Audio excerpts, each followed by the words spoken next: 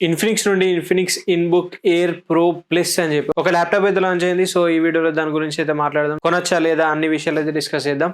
And వీడియోలోకి వెళ్ళే ముందు ఇంకో రిక్వెస్ట్, ఛానల్ కనుక కొత్త వచ్చినట్లయితే తప్పకుండా సబ్స్క్రైబ్ చేసుకోండి. చాలా మంది వీడియోస్ అయితే చూస్తున్నారు బట్ సబ్స్క్రైబ్ చేసుకోవట్లేదు. ఫాస్ట్ అయితే 1K సబ్స్క్రైబర్స్ ఫినిష్ చేయండి అండ్ వీడియో లైక్ చేయండి అండ్ మీ ఒపీనియన్ ఏంటి అనేది కూడా కామెంట్ చేయండి. And let's get started. So firstly దీని డిస్ప్లే దగ్గర నుంచి స్టార్ట్ చేస్తే ఇది మనకి డిస్ప్లే కొంచెం మంచి డిస్ప్లేతో వచ్చిందని చెప్పుకోవచ్చు. 14 ఇంచ్ సైజ్ అయితే ఉంటుంది అండ్ 2.8K రెజల్యూషన్తో వస్తుంది.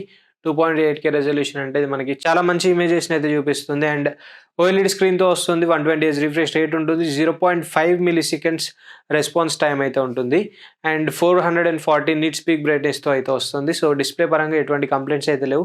డిస్ప్లే అయితే మంచి డిస్ప్లే అని చెప్పుకోవచ్చు. ప్రాసెసర్ వచ్చేసి ఇంటెల్ కోర్ i5 1334U ప్రాసెసర్తో వస్తుంది.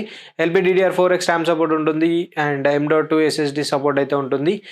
అండ్ ఈ ప్రాసెసర్తో మనం like day to day uses అయితే చేసుకోవచ్చు అండ్ వీడియో స్ట్రీమింగ్ అయినా ఇటువంటి మల్టీ టాస్కింగ్స్, బ్రౌజింగ్, సో కొంచెం మిడ్ రేంజ్ ఫంక్షన్స్ అయితే చేసుకోవచ్చు. లైక్ హెవీ టాస్కింగ్స్ అయితే చేయరాదు. అండ్ గ్రాఫిక్స్ వచ్చేసి ఇది మనకి ఇంటిగ్రేటెడ్ గ్రాఫిక్స్తో వస్తుంది. ఇంటెల్ ఐరిస్ XE గ్రాఫిక్స్తోనైతే వస్తుంది.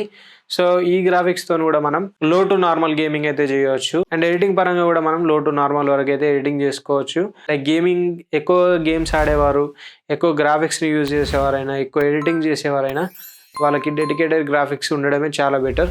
సో ఇంటిగ్రేటెడ్ గ్రాఫిక్స్ వాళ్ళకైతే పనిచేయదు. Like normal gaming and normal editing వాళ్ళకైతే ఈ గ్రాఫిక్స్ సరిపోతుంది అండ్ ఈ ప్రాసెసర్ కూడా సరిపోతుంది. అండ్ బ్యాటరీ వచ్చేసి 57 Wh బ్యాటరీతో వస్తుంది. సో వీళ్ళు చెప్పిన దాని ప్రకారం 10 hours బ్యాటరీ లైఫ్ ఉంటుందని చెప్తున్నారు అండ్ 67 Watt Type-C ఛార్జింగ్తో కూడా వస్తుంది.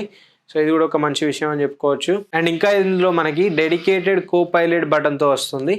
సో దీని ద్వారా మనం ఏఐని అయితే ఈజీగా యాక్సెస్ చేసుకోవడానికి ఛాన్స్ ఉంది అండ్ ఇందులో కూడా మనకి ఏఐకి సంబంధించిన ఫీచర్స్ చాలా ఉంటాయని అయితే వీళ్ళు చెప్తున్నారు. అయితే ఇది మనకి Windows 11 పైన రన్ అవుతుంది అండ్ ప్రైజెస్ విషయానికి వస్తే 16+512GB వేరియంట్ అయితే ఉంది. ఇది మనకి 49,990 ప్రైస్ అయితే ఉంటుంది.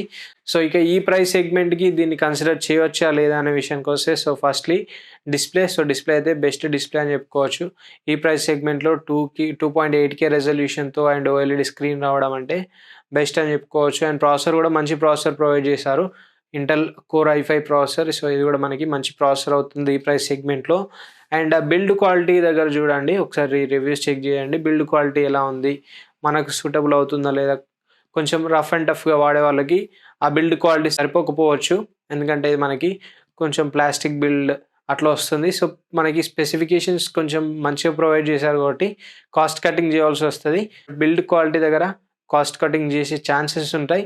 అండ్ ఇంకొక కంప్లైంట్ ఏంటంటే LPDDR4X బదులు LPDDR5 or 5X RAM support ఇచ్చుంటే బాగుండేది అండ్ అది కూడా ఒకటైతే మిస్ అయింది.